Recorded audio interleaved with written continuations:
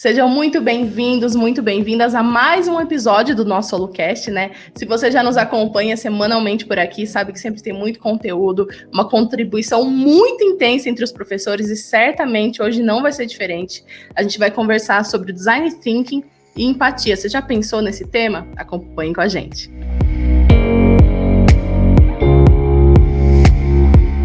Bom, vocês já estão vendo aqui na tela que hoje o SoloCast está muito bem acompanhado, né? Professor Edson Barbeiro, professor Paulo Bettil também. Então, sejam muito bem-vindos. A gente vai falar sobre Design Thinking e saber ouvir, né? O que está faltando para sermos mais empáticos. Professores, muito obrigada pela presença, pelo tempo de vocês. Eu tenho certeza que esse conteúdo vai ser incrível. Bem-vindos. Obrigado, Juliana.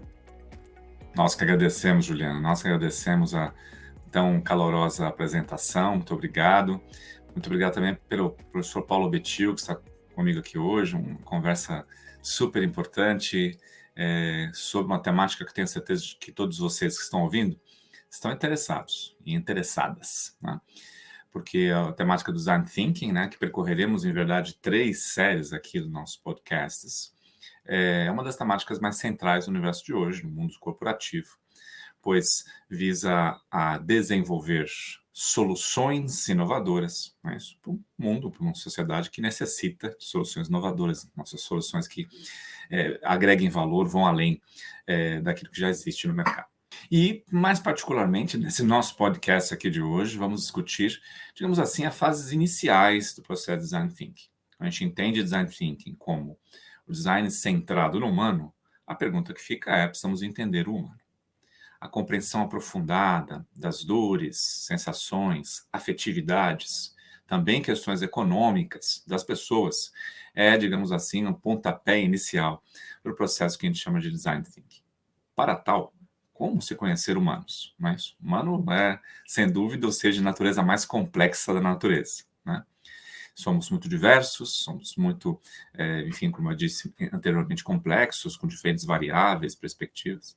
E quando estamos no universo dos negócios, compreender o cliente, compreender o outro stakeholder para o qual designaremos o projeto de inovação, sem dúvida, um dos pontos mais centrais do Design Thinking, que, para tanto, é necessário a atitude da empatia, né? Você provavelmente já está ouvindo muito, lendo muito sobre empatia, né? Sugiro a você entrar no seu LinkedIn ou nas suas outras plataformas de conteúdo sobre negócios. Você provavelmente verá que a empatia está como a bola da vez aí, né? O quanto se espera que humanos sejam mais empáticos, que a gente compreenda a realidade na perspectiva alheia, não apenas na sua própria perspectiva, não é isso? E isso é um excelente, de um lado, e também muito grande, né, desafio, muito desafiador, enfim, desafio que nós temos no mundo empresarial. Isso porque sair da nossa própria realidade, descentralizado nossos próprios individualismos, o jeito que a gente vê o mundo, a maneira com que vemos nossos próprios produtos, a visão mais interna, mais, digamos assim, pessoal do mundo. Quer dizer, ao invés de olhar com essa visão, ver este mundo, o mundo do certo produto, o serviço, o negócio, etc., na perspectiva do outro, potencialmente clientes, é um desafio que não é fácil superar. Num certo sentido, a gente vive numa sociedade bastante individualista, não é isso? Você já deve ter visto muitas vezes, também nas mídias sociais, por exemplo, o quanto nós humanos achamos que tudo que é certo no mundo é aquilo que eu concordo ser certo, o jeito que eu penso que é a verdade, não é assim? Veja, por exemplo, as polarizações políticas, as polarizações das mais diversas naturezas. Não é fácil ser empático, apesar do discurso, né, discurso que a gente vê no dia a dia, apresentar como um tal. Fala-se sobre empatia. O desafio, efetivamente, é conseguirmos superar os nossos obstáculos individualistas, na minha interpretação. É por isso que denominamos este nosso podcast de Design Thinking, saber ouvir. O que está faltando para sermos empáticos? Essa é a conversa que eu quero ter com você, professor Paulo Bettil. Queria primeiro que você se apresentasse, a gente começasse esse diálogo. Queria ouvir suas primeiras palavras sobre essa ideia que é muito antiga, uma ideia filosófica de ser empático. E como que você enxerga isso hoje no mercado, nas suas atuais aplicações, você que é um profissional de grande intensidade no campo do Design Thinking. Muito obrigado por estar comigo aqui. Professor Edson, em primeiro lugar, obrigado pelo convite, pela oportunidade de discutir esse assunto que somos apaixonados, que adoramos, né? Acho que vai ser uma oportunidade muito, muito rica para a gente trocar ideias e conceitos e formas de pensar sobre esse tema. Antes de entrar especificamente na empatia e falar um pouquinho de empatia, da minha visão de como enxergo isso, falar um pouquinho, me apresentar rapidamente para vocês. A minha formação ela é toda na área de humanas, administração de empresas, com pós-graduação em marketing. Depois eu fiz uma segunda faculdade de publicidade. Comecei a estudar Design Thinking em 2010, e hoje eu sou certificado Advanced Design Thinking Certificate pelo IDEO, que é, na minha opinião, o mais importante centro de Design Thinking do mundo. E também tenho uma especialização em transformação digital, um MBA em transformação digital, justamente para entender melhor como aplicar o Design Thinking no dia a dia das empresas, ajudando as empresas e as pessoas com essa transformação de mindsets, do mindset analógico para o mindset digital, principalmente num momento complexo como esse que a gente vive de pandemia. Não quero me prolongar mais na apresentação, eu queria falar sobre, entrar aí nessa conversa sobre empatia com vocês. Empatia é um termo, como o professor Edson falou, que está muito na moda. Design Thinking, empatia, o Design Thinking vem surfando aí dentro das preferências das empresas para a qualificação de seus profissionais. As escolas, as universidades têm dado muita atenção para o tema também, incluindo o Design Thinking em diversas trilhas de formação. Isso é muito, muito importante, a gente ter isso na academia. Mas empatia é uma coisa que se fala, que é muito fácil de se falar a respeito, que é fácil de se compreender o que é empatia, mas ela é muito difícil de se praticar. Na prática, empatia não é algo fácil. E eu tenho uma preocupação em relação ao uso excessivo de alguns termos, ao desgaste que isso pode provocar. Eu tenho percebido que a gente entra já numa fase em que se usa muito a palavra empatia, mas na prática ela não acontece. E isso acaba gerando... Mas o que é isso? Né? Fala e nada acontece, e nada muda. E ninguém muda o jeito de fazer as coisas, e aí acaba gerando esse desgaste da expressão, esse desgaste do conceito. Então, isso me preocupa um pouco. E essa relação do saber ouvir com o praticar empatia, com o saber observar, essa questão do olhar contemplativo, para mim, são as bases do Design Thinking, né? Porque, como você falou, professor Edson, centrar no ser humano, colocar o ser humano no centro do problema e no centro das soluções.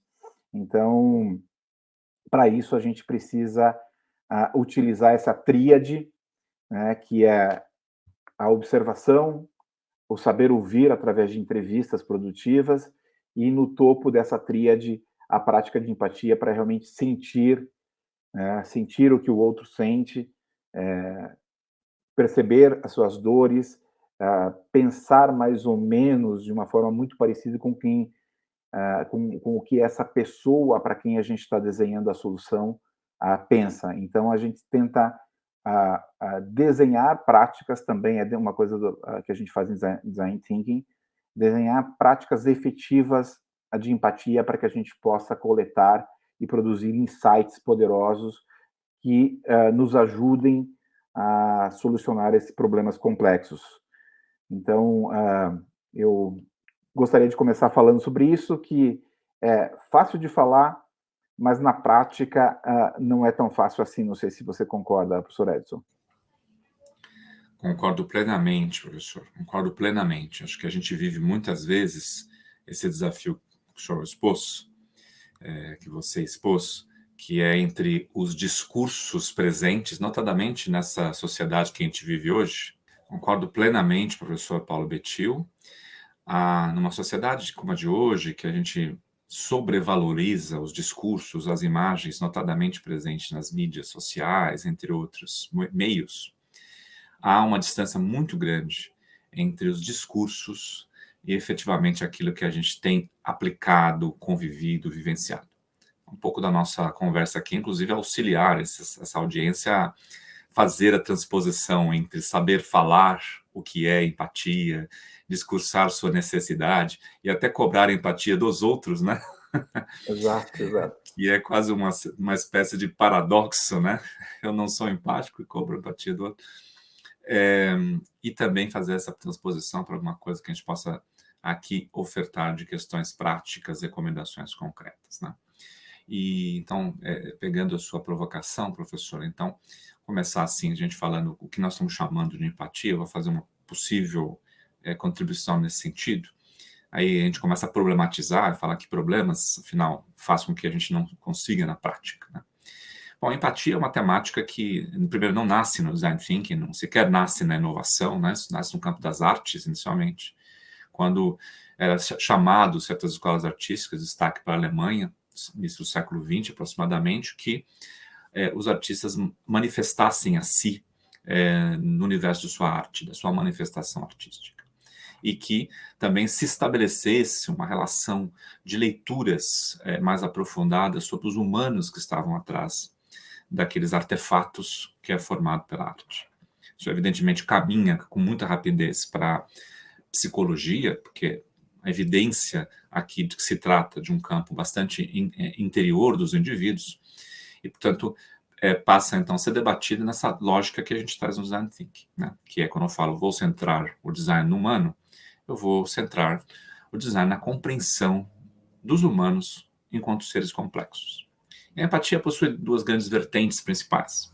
A vertente cognitiva, que é bastante evidenciada, notadamente no mundo corporativo, e que a gente ouça aquilo que os nossos clientes têm a dizer, né, isso, que a gente os compreenda na perspectiva cognitiva, isto é, no diz respeito ao aspecto das informações que ele possa nos ofertar.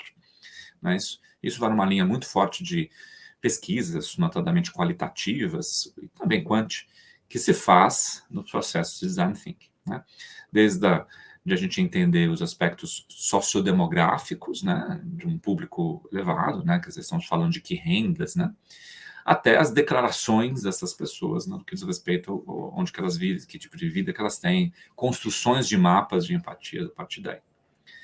No entanto, a empatia tem uma outra dimensão, que, na perspectiva, é uma dimensão ainda mais complexa, que é a dimensão afetiva, né, isso. E que você já colocou bem nas suas palavras, que é realmente termos vínculos, essa expressão é bem importante, vínculos com os outros indivíduos, de tal maneira a nos afeiçoarmos de suas sensações, de respeitarmos e estarmos compromissados com aquelas emoções, com os aspectos, portanto, das afetividades mais interiores daqueles indivíduos. Um campo bastante psicológico, com as suas complexidades inerentes. Não é isso? Porque a construção de produtos, serviços, enfim, a ética relação com essas pessoas passará também por aspectos menos, digamos assim, estruturados, cognitivos, e passará também por aspectos mais interiores, às vezes introspectivos, não é isso? Portanto, essa vinculação afetiva é muito grande. E, aliás, possivelmente uma das grandes dificuldades, assim. Eu até diria que existe uma terceira, eu falei de duas, mas acho que tem uma terceira dimensão aqui, que a gente pode deixar para falar um pouquinho mais na conclusão, que é a dimensão moral, né? Porque, no fundo, a relação ética é uma relação que se faz com o outro, não há ética puramente isolada. Até você pode pensar em uma ética consigo mesmo, mas, essencialmente, a ética é uma temática relacional. Então, eu costumo dizer que o design thinking, quando parte da empatia, também parte de uma perspectiva moral, de que importa o outro, importa o desejo do outro, importa a necessidade que o outro expõe, importa as dores que os outros sentem, não apenas as dores que eu sinto, não apenas as questões que eu enxergo, não apenas os objetivos que eu possuo. E isso é uma questão que é fácil de falar, como o professor Bettil coloca, mas é um enorme obstáculo para se transpor, assim. Haja vista que somos, digamos assim, treinados e somos educados muito frequentemente a sermos individualistas. Então, a gente nasce numa perspectiva egocêntrica, né? Isso no sentido de que aquela sobrevivência infantil é premente necessária no campo de eu buscar o humano buscar formas de sobrevivência, não é isso? Mas ainda que eu ganhe idade, ou que eu consiga ter mais autonomia, eu continuo olhando o mundo numa perspectiva muito idiosincrática. Eu e o myself, vamos lá, não é isso? Eu sou treinado a ser o mais competitivo, eu sou treinado a que vence todas as batalhas, eu sou treinado a, assim, crescer na carreira, estar em posições que, em geral, nas pirâmides tem uma pessoa sozinha ali na ponta, né, assim. Eu sou treinado, inclusive, a enxergar as relações muito competitivas nas minhas, digamos assim, nas minhas relações humanas, notadamente no mundo corporativo do trabalho. Então, a ênfase do estamos competindo egoisticamente é uma ênfase muito forte que a gente ouve quase o tempo todo. Né? Isso, e ouvimos desde que se pensou lá no século XIX, né, 18, 19, na perspectiva do homos econômicos, né, isso de que todos os humanos são seres egoístas, buscadores de dinheiro e altamente racionais na perspectiva de tomar decisão. Agora, então, tanto que a gente ouve isso, que na hora a gente fala, tá bom, vamos agora entender o outro, vamos ser aquilo que a gente chama de empático, né, que é efetivamente ter essa sincera colocação na posição do outro, enxergar como o outro enxerga, perceber o ponto de vista do outro. Perceba que ponto de vista é a vista a partir de um ponto. O ponto não sou eu, o ponto é o outro. É um troço que é uma superação enorme, porque eu aprendi desde criança que seja o vencedor, né? Seja o único que vai ganhar. Quer dizer, inclusive na perspectiva de relação com o cliente, é sempre o que eu estou ganhando aqui, certo? Quer dizer, é difícil a gente superar essa questão cultural que se estabelece de que o outro é o inimigo a ser vencido, não alguém a ser, que eu tenho que exercer a colaboração. Então, esse é um bojo, o professor Bettil fez uma abrangência maior na perspectiva sociocultural para dizer que esse é, no fundo, o desafio. Né? Eu vou lá e exijo do jovem executivo que está ali, né, isso, às vezes nem executivo, um profissional que está ali no mundo empresarial, fala, agora você precisa entender aquele outro ali. Ó.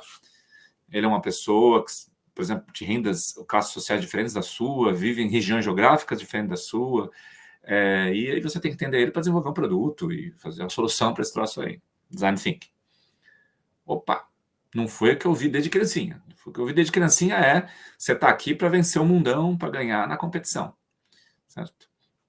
Então, a problemática inicia-se nessa questão mais geral. Eu absorvo da sociedade que saber ler o outro não é uma habilidade relevante. Tanto é que, assim, que quando a gente vai para a escola, né, a gente faz provas individuais, um pergunta para o outro qual foi a nota maior e tudo mais. E os trabalhos de equipe não são trabalhos, na maior parte das vezes, em grande parte das ocasiões, exercido ou trabalhado, assim, e vamos aí, né, enfatizando o individualismo. Até hoje em dia, vou terminar minha fala aqui, professor Bettil, parece que sobressai-se a dimensão individualista. Né? Mesmo que a gente fale muito de empatia, eu vou para a mídia social e vejo essencialmente uma briga polarizada de pessoas pouco empáticas, né? Em que os indivíduos querem colocar o seu ponto de vista, o seu ponto de vista tem que ser o vencedor, a última opinião tem que ser a minha, assim, e quem não pensa igual a mim, eu classifico como inimigo, certo? Veja as polarizações políticas, por exemplo. Classifico como alguma coisa. Eu não faço classificações, por exemplo, digo que uma outra pessoa, sei lá, corintiana, ou de direita, ou de esquerda, ou de que seja. Eu estou falando categorizo o indivíduo, e quando eu categorizo indivíduos, eu automaticamente os reduzo àquela única dimensão. Não é isso? E isso é uma pobreza de entendimento empático, porque ninguém é uma dimensão só. Ninguém é só de direita, ninguém é só de esquerda, ninguém é só, enfim, de marketing, ninguém é só de finanças. Há outras polarizações. As pessoas são humanos mais complexos do que isso. E a mim me parece uma coisa extremamente paradoxal, que quanto mais eu preciso de empatia no mundo, mais parece que a gente às vezes percebe o contrário disso, indivíduos que se auto-encapsulam em bolhas individuais, todo mundo sou eu mesmo, pessoas que querem ver muito mais os espelhos do que as janelas. Muito mais os espelhos do que as janelas. Então, eu não sei se o senhor, você, desculpe, Paulo, Por favor, você. sim, não, e por favor, não me chame de senhor também. É que professores, a gente tem uma certa tendência, né, a sempre ter a referência do senhor, mas que se você considera do mesmo modo, se você adiciona elementos, ou se eu estou problematizando em demasia, como é que você enxerga Não, eu esse concordo. problemaço que é ser empático hoje em dia, né? Eu concordo completamente contigo, professor Edson, e vou dizer mais, eu adorei essa sua viagem histórica e filosófica sobre a questão da empatia, sobre a questão da individualidade humana, e em cima disso que eu quero falar, acho que o design thinking para a gente que estuda, para a gente que acredita e para a gente que vive o design thinking, né? Porque eu acho que a gente só pode se definir design thinkers quando a gente vive e pratica no dia a dia o design thinking, não somente tem isso como uma área de estudo, né, ou então uma profissão, um meio de vida, etc., mas quando a gente vive o design thinking. Eu sempre digo para as pessoas que eu vivo o design thinking, que o design thinking me transformou como ser humano, como pessoa, me melhora como pessoa, o design thinking. Me faz refletir em relação a algumas coisas antes de tomar algumas decisões. Vou dar um exemplo prático. A gente está no trânsito, de repente passa uma pessoa que nem um louco dirigindo no carro do lado, e a gente tem vontade de xingar essa pessoa e buzinar e não sei o quê. E aí, quando você faz design thinking, quando você para se colocar no lugar do outro, você pensa, será que essa pessoa está tendo uma emergência? Será que ela está com uma pessoa doente dentro do carro? O que levou ela a tomar essa atitude? Ela está se colocando em risco. Será que... Isso já aconteceu comigo, tá? De colocar uma pessoa que sofreu um AVC na minha frente, uma pessoa que trabalhava comigo, e eu colocar ele dentro do carro, sozinho, e sair dirigindo feito um psicopata no trânsito para tentar salvar a vida dessa pessoa, e essa pessoa sobreviveu, foi para a UTI, era um acidente vascular cerebral, me ajudou, um pouco de conhecimento da área médica me ajudou a identificar que ele estava tendo AVC, e que eu não teria tempo para aguardar uma ambulância, e eu assumi um risco de colocar ele dentro do meu carro e levar ele para o pronto-socorro, mas isso salvou a vida dele. Ele ficou mais de um mês na UTI, para ter ideia da gravidade do derrame, né, do acidente vascular cerebral que ele teve. Ficou durante muito tempo se recuperando de sequelas físicas, de fala, motora, etc., cognitivas também. Mas eu agi dessa forma. Então, isso hoje me faz com que me permite que eu reflita antes de fazer conclusões. Tente me colocar no lugar daquela pessoa que fez alguma coisa que vai contra os padrões ou contra as regras.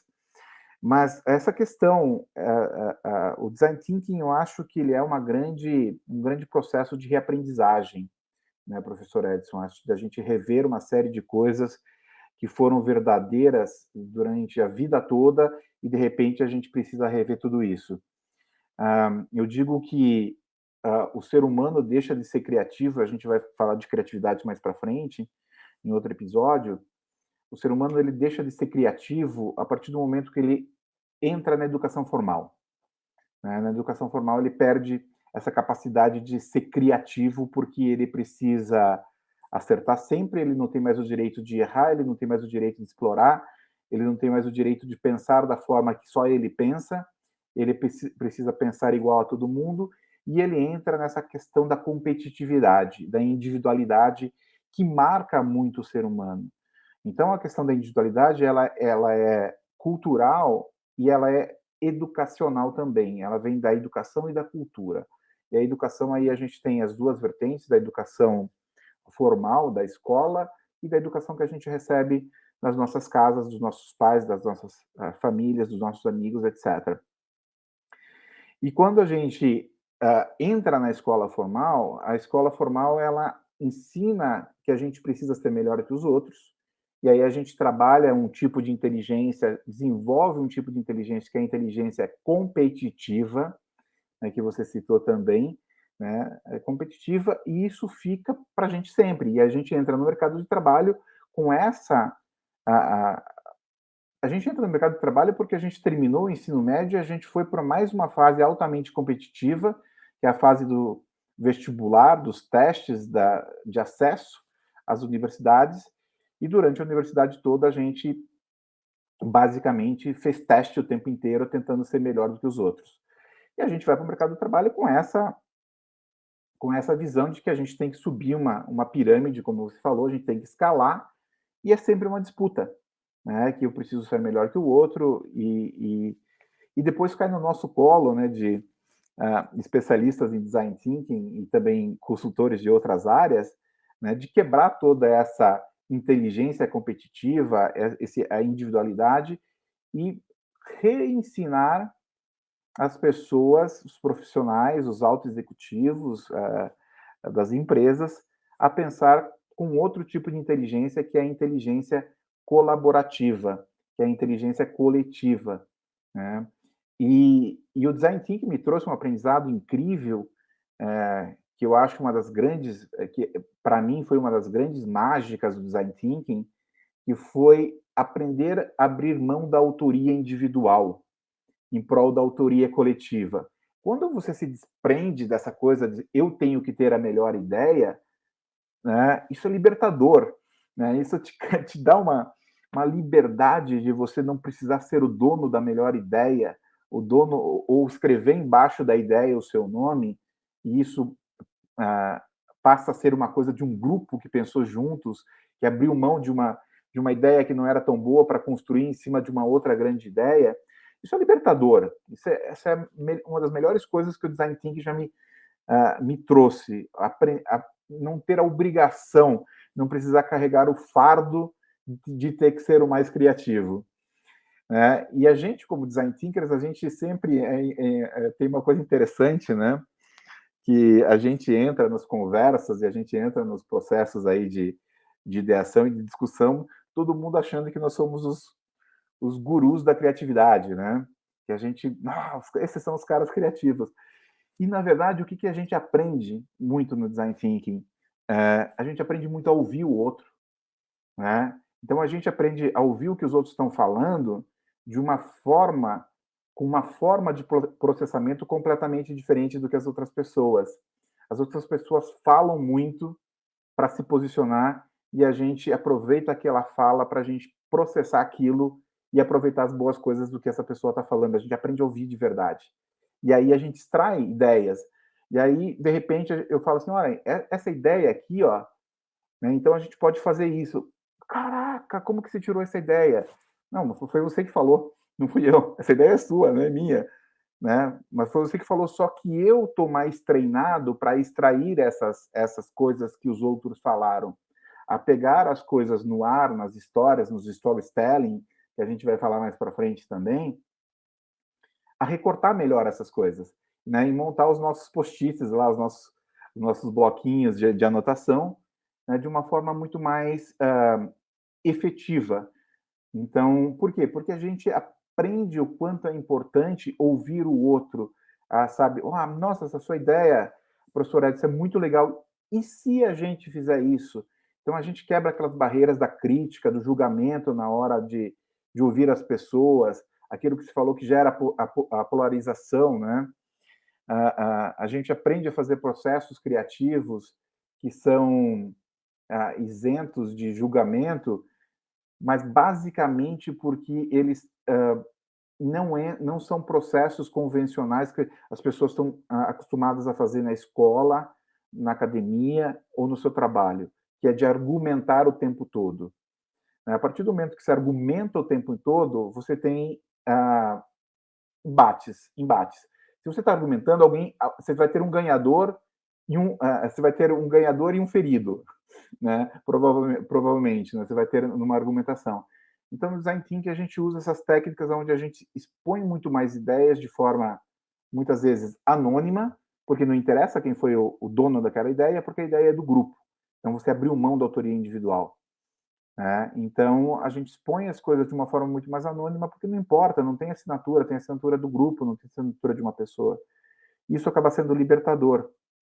Né? Então, o Design Thinking ele é um grande processo de reaprendizagem, né? Onde a gente vai tentar desconstruir coisas que foram feitas durante toda a vida. O individualismo, o pensamento linear, a forma linear de pensar, né? Onde a gente só tem duas formas de pensamento, o pensamento indutivo e o pensamento dedutivo, colocando uma nova forma de pensar não linear, que é o pensamento abdutivo, onde a gente quebra essa linearidade para conseguir resolver problemas complexos, senão a gente não consegue. Se a gente pensar de forma linear, a gente só vai resolver problemas complicados, né? Isso é uma coisa que eu gosto muito de diferenciar. Acho que a primeira questão para saber se o Design Thinking se encaixa é diferenciar entre o que é complicado e o que é complexo, né? O complicado é uma coisa difícil, mas que por processos lineares você resolve. Por exemplo, um exemplo que eu gosto de usar, uma turbina de um avião a jato. É uma coisa muito complicada, é um sistema muito complicado. Mas se você tiver um técnico, se você tiver um processo, se você tiver um manual, você vai lá e você resolve aquilo através desse manual. E o Design Thinking ele funciona para os sistemas complexos, aonde não existe manual, aonde os manuais eles não funcionam. Né? Eles não funcionam e a gente precisa desse pensamento não linear para construir coisas que realmente sejam inovadoras e funcionem para esses sistemas complexos, esses problemas complexos, que uma das definições do Design Thinking é isso, né? Decisões centradas no ser humano para resolver, né, para a resolução de problemas complexos. Né? Então, o Design Thinking ele entra nessa questão de não pensar de forma linear para conseguir resolver os problemas complexos. Desculpa, acabei me alongando muito, me empolguei com essa questão, mas eu concordo 100% com você, professor Edson, de que individualidade precisa ser quebrada, não é fácil, é uma vida inteira, mas eu garanto para quem está assistindo a gente, para quem está ouvindo a gente, que é libertador a partir do momento que você consegue usar a inteligência coletiva, essa questão de pensar juntos, sabe, de abrir mão da autoria individual em prol da autoria coletiva. Isso é libertador e você chega em lugares que você nunca chegaria. E eu tenho um projeto de ensino fundamental, de dar aula de Design Thinking para ensino fundamental, 7º, 8º e 9º anos, que eu chamo de Design Thinkers, o Thinker de Teenagers. Né? Teenagers. É o Design Thinkers. Então, eu dou aula para alunos do 7º, 8º e 9º ano, 12, 13, 14 anos. Né? Porque eu acredito muito que, na verdade, o que eu mais acredito é o seguinte, o Design Thinker não deveria existir como matéria, o Design Thinking não deveria existir como matéria. A gente não deveria, na escola, quebrar essa criatividade, essa individualidade da pessoa, né? A gente deveria explorar isso. Então, se a gente conseguisse fazer isso na nossa educação, a gente não precisaria do Design Thinking, porque seríamos todos criativos, né? Mas eu acredito muito em intervenções mais precoces. Por exemplo, atuar no ensino fundamental, no final do ensino fundamental 1, para que eles entrem no ensino médio pensando de forma diferente. Né? A primeira aula que eu dei para esse grupo foi muito interessante porque ela foi chocante para mim. Ela foi chocante porque é impressionante como alunos de 12 anos de idade já estão completamente dentro da caixa. Já pensam de forma completamente linear. Né? ali é quase assim, nossa, vamos ter que trabalhar muito. Eu achava que trabalhando com alunos de 7º, 8º e 9º ano, eu ainda pegaria alguma coisa de liberdade criativa, mas eles estão muito dentro da regra. Eu posso fazer isso? Eu posso fazer aquilo? Eu tenho que escrever, eu posso escrever de caneta azul ou posso escrever de caneta vermelha? Né? Muito, sabe, tudo muito regrado, né? E a criatividade totalmente bloqueada, né? Então, para mim, essa é uma das experiências que eu mais adoro como educador na área de design thinking, é trabalhar com esse grupo, né? Fazer com que eles se soltem, com que eles se permitam novamente, que eles aprendam a errar, né? Aprendam que errar é permitido e é necessário para você inovar. Não existe inovação sem erro, né? Então, esse é um projeto que eu adoro e que a gente precisa, acho que como educadores de design thinking, trazer isso do nível acadêmico, 3º grau, ensino superior, e trazer isso para níveis mais baixos, inclusive mais iniciais, desculpa, não mais baixos, mais iniciais, inclusive preparando professores para isso. Na semana que vem eu vou participar de um outro bate-papo falando para educadores de ensino fundamental, do papel do educador, como ele precisa entender isso para que a gente consiga fazer com que as nossas crianças continuem explorando as suas competências individuais, potencializando as suas competências individuais e pensando em grupo.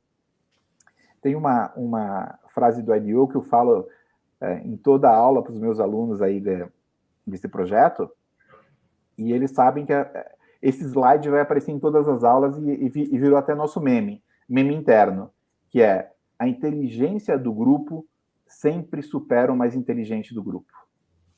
Né? Então, a inteligência do grupo sempre supera o mais inteligente do grupo. Eu não tenho a menor dúvida disso.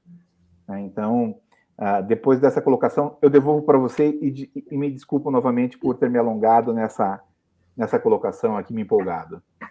Imagina, Paulo, nenhum tipo de alongamento, ao contrário, enriqueceu, deu exemplos, trouxe interpretações, provocações interessantíssimas. Estou muito de acordo. É um grande privilégio, a grande sintonia que a gente está tendo.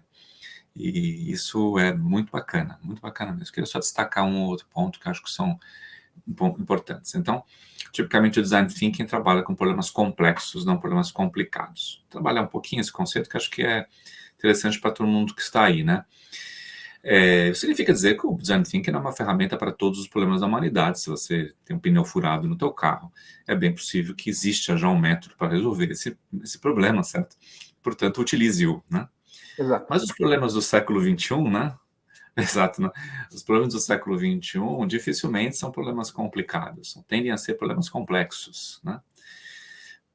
E, na grande maioria das vezes, os problemas complexos são problemas humanos, porque os problemas complexos têm a variedade que os humanos impõem aos sistemas em que eles trabalham. Então, tem gente lá no meio, pode ter certeza de que haverá interpretações, visões, alterações, imprevisibilidades, que é típico dessa espécie que a gente, então, aqui representa, certo? Nós não somos, né, dado que temos o potencial de decisão, não apenas o potencial de repetição instintiva, a gente acaba botando complexidade, né? E cada vez mais, né? Porque essa complexidade hoje inclui-se o aspecto de tecnologia, que você trabalha com tanta maestria, a globalização, os diferentes aspectos políticos, assim vai. Então, isso fica realmente complexo. Então, é premente, é necessário, não é apenas um nice to have, certo? Que as pessoas aprendam a resolver problemas complexos, e o design thinking é uma ferramenta muito útil para tal. Eu costumo fazer um paralelo entre dois brinquedos que me parece que vai muito ao encontro dessa sua angústia no que diz respeito à educação, né? Que é o paralelo entre os quebra-cabeças, né, e os Legos. E aqui eu me refiro aos Legos raiz, né? Os Legos desses, um monte de pecinhas de diversas cores, para a gente montar o grupo, aquelas pessoas que estiverem ali desejarem. Quebra-cabeças tem uma finalidade fixa, né? Uma realidade já estabelecida, né? Tem lá as fronteiras, né? pouco da metáfora da caixa que você traz, também se apresenta no quebra-cabeças, né? As peças só podem ser colocadas numa única posição, não há uma segunda posição por qualquer uma das peças. E o resultado final não tem debate. Aquele que a gente começa é aquele que terminaremos até o final. Esses são os quebra-cabeças. Que, sim, exerce um papel importante. Não é que tudo em nossa vida é criar o tempo todo, certo? Porque existem partes a serem sistematizadas e repetidas, certo? Não obstante, o que se chama, o clamor que existe hoje na sociedade para grande parte dos problemas é o problema de Legos, em que as peças podem ser colocadas em diferentes partes, cuja o olhar, a interpretação, a leitura aprofundada do que casa faremos, de praia ou de campo, mais alto ou mais baixo, etc. Esta leitura humana sobre o que construiremos junto é o que se chama, é o que se espera, não é isso? Então, é o jogo de Legos, né? E eu concordo com você que a educação mesmo, já no ensino básico, né, como é o caso da 7ª e 8ª série, etc., é fundamentalmente um jogo de quebra-cabeças, né? Com exceções, certo? Nós temos uma educação muito heterogênea, há escolas por aí que estão tentando sair fora dessa questão. Mas lembrando que a escola está dentro da sociedade, né? Então, o menino sai da escola, mesmo que haja um ambiente que estimule a criatividade, ele chega em casa, a mãe fala, faça isso, esse aqui é o jeito correto, o garfo fica nessa posição, não nessa, a comida se come desse jeito, a televisão em tal horário. Isto é, regramentos, né? Não que eles não tenham sua importância, mas quando é apenas uma questão de disciplina, a gente perde o humano que estaria ali reinventando, ressignificando aquele contexto. Então, sim, o problema que estamos nesse podcast é um problema que é multifacetado, que está na empresa, né? Caixinhas de departamentos. Não, isso é do marketing. Aquilo ali é o RH que tem que resolver, né? Está nas escolas, como microcosmos do mundo que nós convivemos. Nossa escola é o nosso mundo, né? Não tem uma escola que seja troço à parte da sociedade em que ela vive, ela sempre se alimenta das pessoas que estão ali, né? E a vida social como um todo, né? A gente precisa de pessoas que vão, né, fazer desafios, né? E esse desafio que a gente está falando aqui é um desafio que precisa ser um coletivo. Chega de indivíduos, né, que se enxergam apenas como bolhas ambulantes, né? E isso é uma coisa muito importante, essa leitura do outro, voltando à questão da empatia. Só quero fazer um salto importante, que é assim, há um olhar de empatia que às vezes as pessoas fazem, que como se fosse um olhar de ser subserviente ao outro. Esse cuidado tem que ser tomado, né? Ser empático, ouvir, não é isso? Ouvir mesmo, limpar-se do julgamento, você usou a expressão, né, Paulo? Limpar-se dos seus julgamentos para estar efetivamente no espaço do outro, entendendo a partir de como ele ou ela está enxergando aquela questão, é o exercício a ser feito. Mas isso não significa subserviência, não significa você perder o seu próprio repertório, e que o seu próprio repertório não importa para mais nada, que você não tem o direito de se posicionar. Esse cuidado que às vezes eu vejo em discussões ou outras, etc., que é a sensação do coletivo. O coletivo é a propriedade da junção, a propriedade de quebrar muros, assim, por mais extensivos que sejam os muros, por mais profundos, mais altos, mais extensivos que sejam esses muros, não é isso? Eles precisam ser quebrados. É o muro do departamento de finanças com os caras de recursos humanos e assim por diante. É o muro da direita com a esquerda, é o muro dos corintianos com os palmeirenses, certo? É o muro das pessoas heterossexuais para homoafetivas, é o muro dos protestantes com os ateus. São todos os muros que a gente tem que eliminar, porque nós somos, em última instância, uma espécie que deseja sobreviver no planeta Terra. Em última instância, sempre haverá um ponto em contato. Se colocar um judeu com um islâmico, se colocar um ateu com um deísta muito, muito, né, religioso, no fundo, estamos aqui tentando viver a nossa melhor vida e sempre encontraremos um ponto de contato. Como a gente busca, explora esse ponto de contato? Ao ouvir, não é tentar ouvir aquilo, você coloca bem, Paulo, que eu vou ao contrário. Sabe, as pessoas parecem que elas dizem, eu estou ouvindo você. E, na verdade, elas estão tentando encontrar uma parte da fala do outro que eu vou usar os meus argumentos para quebrá-lo. Eu estou tentando encontrar as armadilhas discursivas no outro. No fundo, você não está com audição empática. No fundo, você está dizendo que está ouvindo para encontrar naqueles pontos aquilo que está vendo, é isso, mas eu discordo daquilo. Isto é, ressaltando a individualidade, não trazendo isso. É claro que tem preço para pagar. É lógico que em algum momento você vai fazer sacrifícios do ego, sacrifícios do narcisismo. É lógico que em algum momento você vai falar assim, essa ideia que eu estava apaixonado, né? Isso que eu achava que era minha, que tinha aquele puta tesão, desculpa a expressão, né? De que eu tinha inventado um negócio, que todas as medalhas e estrelas viriam para mim. Você vai falar, não, eu abro mão disso porque esta ideia para a comunidade é melhor, para o coletivo é melhor. Isso é um troço que às vezes machuca aquele que estava historicamente educado de que ele tem que ser o vencedor dos argumentos. Você coloca bem, porque a escola é uma escola que trabalha a questão argumentativa, né? Isso de vencer, vencer, vencer, vencer. Não é assim? E quando eu trago para este campo vai ser necessário. E qual a melhor notícia disso? A melhor notícia é que os resultados são incríveis. A melhor notícia é que ao fim deste processo, ao fim de um processo em que eu faço essa entrega, o todo ganha de uma maneira que é absolutamente incrível. Então nós temos que redefinir o sucesso. A redefinição do sucesso que passamos por aqui, o Paulo coloca isso com maestria, é o sucesso de quando o time ganha e também o insucesso quando o time perde. Isso vamos fazer um olhar ainda mais extensivo, né? Eu não posso mais dizer que eu sou uma pessoa bem-sucedida quando eu moro num condomínio com piscina e varanda de 100 metros quadrados e do lado do meu condomínio tem uma comunidade chamada, por vezes, de favela, em que as pessoas não têm o que comer e há uma imensa miséria.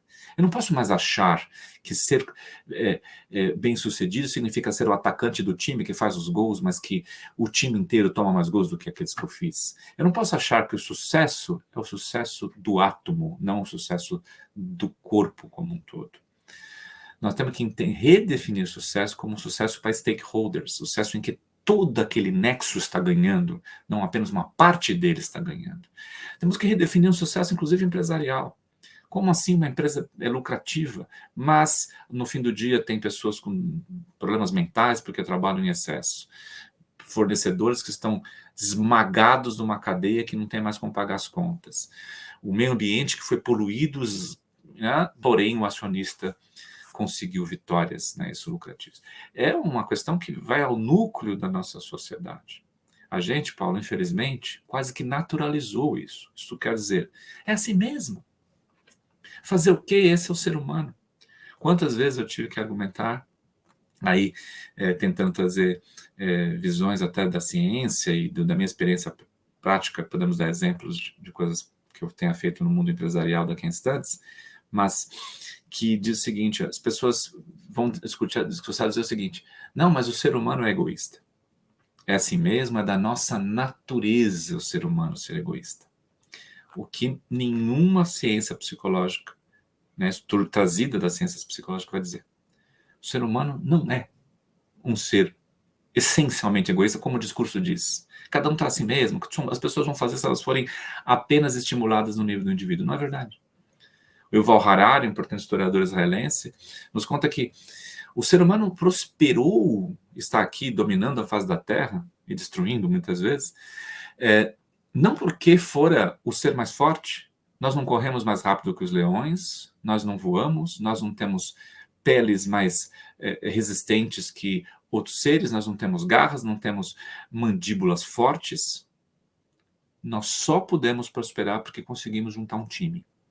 Inicialmente as famílias, e essas famílias protegeram suas crianças, colaborativamente por vezes. O conceito de família e de pai e mãe no início da humanidade era um conceito muito mais coletivo do que é hoje. As pessoas consideravam que todas as crianças eram filhas de todos os humanos que estavam ali, portanto deviam ser acalentadas, cuidadas e recebidas.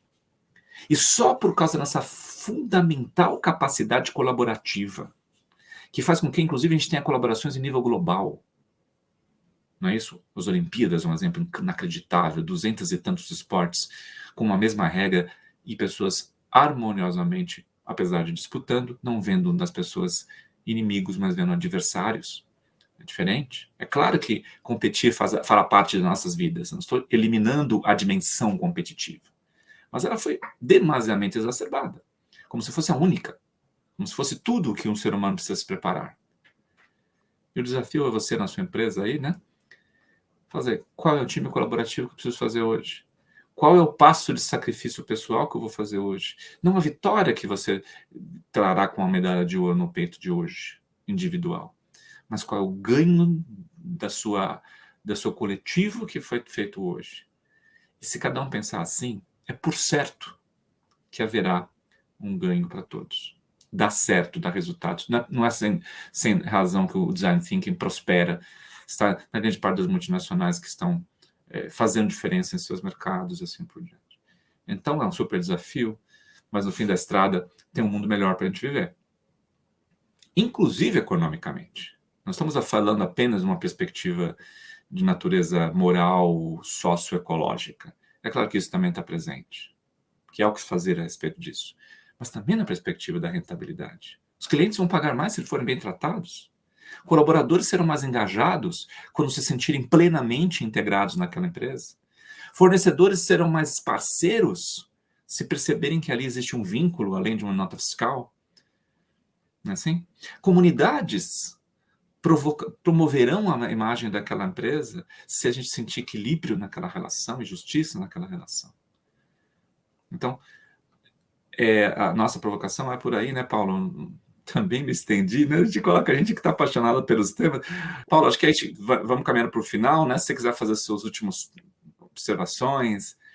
Eu vou, professor Edson, tentar ser sintético aqui, é que você fala as coisas, aí você me provoca muitas coisas, muitos pensamentos aqui, aí a gente acaba querendo falar de vários temas, né? Mas vou tentar ficar nesse âmbito empresarial, dessa coisa dos departamentos que a gente convencionou chamar muito de silos, né? As empresas trabalham muito por silos, onde uma lata não conversa com a outra, não comunica com a outra. E o design thinking, a gente começa a fazer furos nessas latas para que a gente um departamento comece a enxergar o outro, a gente possa começar a estender a mão para o outro e ver o que está acontecendo do outro lado e fazer com que comunicações mais naturais comecem a acontecer, né? Falando da questão de empatia, uma coisa que eu sempre falo, mantendo também a coisa no âmbito corporativo, que não se faz design thinking olhando pela janela do escritório de um prédio bonito, envidraçado. Não se faz design thinking desse jeito. Tem que ir para a rua. Tem que colocar o pé na terra. Tem que colocar o pé na lama. Porque senão você faz de conta que você pratica empatia. Né? Empatia é você se colocar no lugar do teu usuário. E tem um tema muito interessante que eu li, um artigo muito interessante, recente da Fast Company, questionando o how might we, né? O como podemos do design thinking. O quanto está se desvirtuando esse conceito que para a gente é muito importante, né?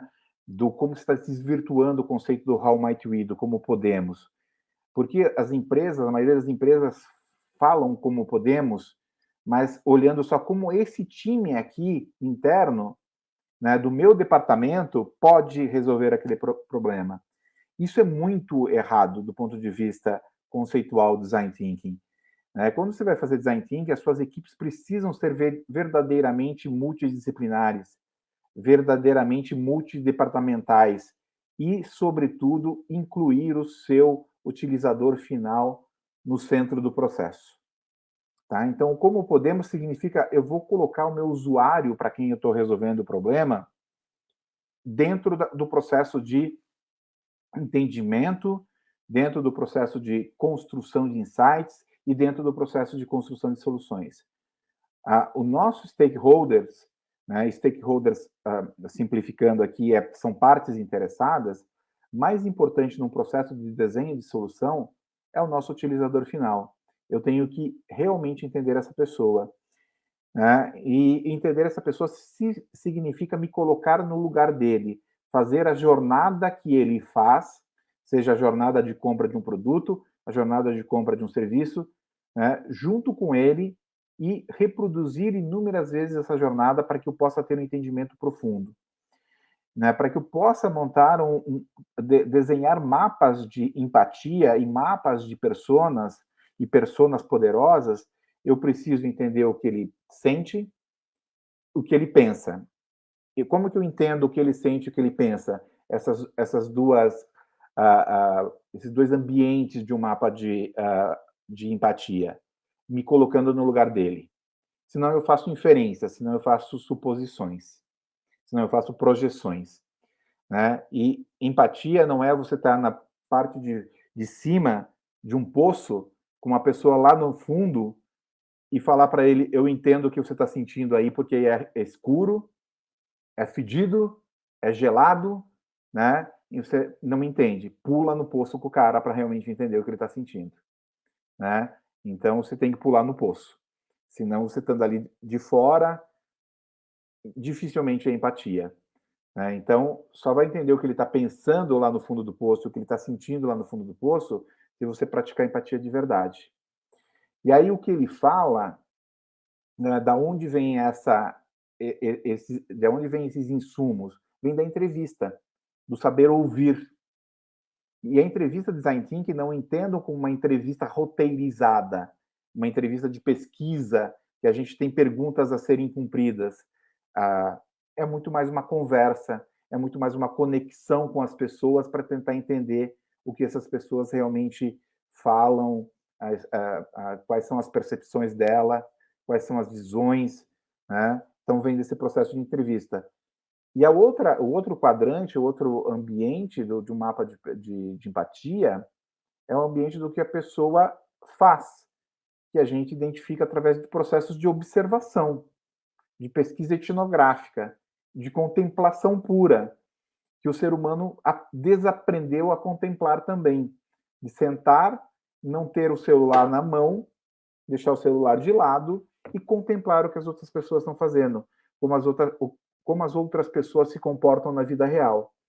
Se a gente usar esses três elementos, a empatia, a observação e a entrevista, o saber ouvir, a gente vai construir mapas de empatia poderosos e, consequentemente, personas poderosas que vão orientar o nosso processo de criação de soluções. Tá? Então, eu queria passar para você com tentando fazer esse wrap-up, né, que mapas de empatia são construídos basicamente com essas três variáveis, essas três técnicas de observação, entrevistas, aprender a ouvir, muito mais do que discutir. A pior entrevista é aquela que você falou isso, né? Eu vou entrevistar a pessoa para mostrar que eu sei mais do que ela, né? Para mostrar que eu estou certo e ela está errada. Se for para fazer isso, fica em casa, fica no escritório, né? Não vai para a rua, né? Para você validar o que você pensa. Se você quer validar o que você pensa, vai em frente. Não perde seu tempo e não toma o tempo dos outros. Né? Mas a entrevista realmente é para ouvir as pessoas, para dar oportunidade para que essas pessoas se posicionem, contem suas histórias. Contem suas histórias. As histórias, elas são inspiradoras. E o Design Thinking se faz através de inspiração. Devolvo para você, professor Edson. Excelente, Paulo. Muito boas colocações. Excelente mesmo. Essa metáfora de olhar o poço e falar, eu estou sendo empático, eu sei que você está vivendo. Eu sei que você está sentindo, está frio aí, né? Eu sei que você está sentindo. Eu já senti isso também. Tá? Exatamente. Isso é realmente uma coisa que é uma imagem muito interessante, que infelizmente muitas vezes acontece, né? Eu vou fazer duas colocações também para o meu wrap-up. Vou começar com uma vivência que eu tive numa empresa multinacional, não vou dizer o nome, uma empresa de milhares de colaboradores. A gente estava fazendo um processo de Design Thinking para redefinir as estratégias de atendimento ao cliente. É uma vice-presidência de atendimento ao cliente. Lá pelas tantas, eu ouvi uma linguagem, ouvi uma expressão, porque as pessoas disseram o seguinte: olha, a parte massificada dos nossos clientes, os massificados, usaram essa expressão, massificados. Ele estava querendo dizer, possivelmente, os clientes menores que faturavam um menor volume, que eram tidos como uma montanha de gente que estava comprava de uma maneira meio padronizada, e aí essa lógica do massificado, né, pela lógica da massa, né? Lembrando que é uma expressão que foi usada para designar o início do capitalismo, início do século XX, final do século XIX, produção em massa, né? Aí eu falei com a pessoa, era um gerente sênior, eu falei assim, vem cá, se você fosse cliente, por exemplo, de um banco ou de uma empresa de tecnologia, quem é que seja, e se você soubesse que você está classificado na terminologia massificado, o que você pensaria? Eu falei, eu me sentiria ofendido. Porque eu não sou uma parte indissociável de um todo, como se eu fosse... Né? Eu sou um indivíduo, eu tenho nome, eu possuo dores, emoções, preferências, tenho uma família, meu filho chama-se Rafael, minha esposa chama-se Lilian, e assim vai. E por que você faz isso com o outro? Você tem razão. Então nós vamos trocar a palavra, professor. Eu falei, não. Isso é ótimo. Isso é ótimo. Você tem que trocar sua atitude. Porque esse time ainda não percebeu que fazer design thinking não é seguir uma porção de métodos apenas. Nós vamos discutir isso aí no nosso podcast 2. Isso. Vamos deixar para o próximo. Nós temos que ter a profundidade de entender o outro efetivamente como humano. Como humano. Do jeito que você quer ser visto como humano. A única coisa que você nunca vai se ofender é ser chamado de ser humano, certo? Você quer ser humano dentro daquela relação. E é assim que a gente tem que entender o outro integralmente como humano. Humanos não são perfeitos. Não adianta esperar que o cara seja perfeito. Certo? Ele não é nem você. A imperfeição, ser inacabado é parte da nossa essência. E, ainda bem, detesto gente que acha que é acabado. As pessoas têm que ser inacabadas. Eu acho que a segunda coisa para minha finalização é o princípio da incerteza. O que significa? Vá para a sala de reuniões, vá para a entrevista, querendo ouvir, não tendo certezas. Porque se você vai para entrevistar o cliente falando, eu já tenho certeza, eu vou validar, você usou essa expressão que quase todo dia as pessoas usam no mundo corporativo. Validar o quê? Bom, eu já sei, eu só quero que o outro fale assim e baixe a cabeça assim, né? Bom, muito bem, não estamos começando bem. Porque você tem que partir para a reunião, para a conversa com esse cliente com o princípio da incerteza. Isto é, eu não sei o que ele sente, eu não sei o que ele pensa, eu não sei o que ele precisa. Eu vou ouvir dele. E aí, quando a gente faz isso, né? Claro, por favor, professor. Claro. Eu, só pegando esse gancho da certeza, eu sempre falo que design thinking não é para quem tem certeza, é para quem tem dúvidas. A pessoa que tem certeza absoluta, não faça design thinking. Continue a sua vida do jeito que você sempre tocou, porque vai ser muito difícil. Os quebra-cabeças. Continue com os quebra-cabeças. Eu adorei essa analogia do quebra-cabeça. Se tem uma ferramenta que eu não uso nas minhas atividades, é quebra-cabeça. Porque ela é completamente contra os princípios. Eu uso como uma forma de as pessoas perceberem onde elas estão, sabe? Exato, coisa tipo, peraí. Ignorância inconsciente, sabe? Exatamente. Estava envolvido num quebra-cabeça, sua peça número 32, e não tinha percebido isso. Exatamente. Eu tenho que tirar a pessoa da realidade e falar, vem cá, existe um outro troço chamado Lego, vamos tentar entender esse cara também? E aí despeja uma tonelada de Lego em cima da mesa.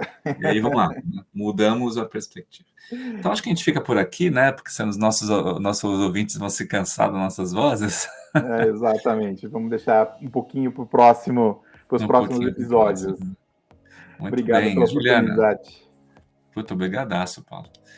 Bola contigo, Juliana. O professor Paulo falou em uma de suas falas aí sobre inspiração, e eu acho que é exatamente assim que a gente sai desse conteúdo, desse áudio de podcast de vocês, inspirados a quebrar caixinhas, a mudar não só no profissional, mas também e muito na parte pessoal. Então, em nome do Solution, do Solucast, eu só tenho a agradecer vocês por todo o conteúdo, e já dando gancho também para o próximo, né, que é o Design Thinking como conjunto de atitudes inovadoras, não apenas um método que eu acho que é justamente um compilado de várias coisas que a gente já vem falando e mais assuntos ainda a acrescentar. Professores, muito, muito obrigada. Obrigado, Juliana. Obrigado, professor Edson. Obrigado a todos. E para vocês que estão acompanhando também o SoloCast, não esqueçam que o professor Edson ele possui um curso dentro da plataforma Solution de Design Thinking. Então aqui na descrição tem sempre o link, só clicar e ser redirecionado para lá. Até mais.